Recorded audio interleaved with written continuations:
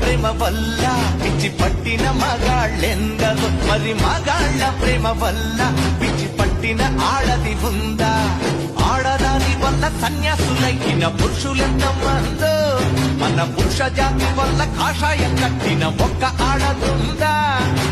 ఆడదానికై మగాడొకడు తాజ్ మహల్ కట్టగా, మగవాడి కోసమయ్యే ఆడదైనా చిన్న గుడిసె కట్టిందా? మగవాళ్ళు మంచి మనుషులు, మరి ఆడాళ్ళు ముంచే మనుషులు. నమ్మకు ఆడాడలోని ప్రేమలని, నమ్మిన వాడికి చూపెడుతుంది నరకాన్ని.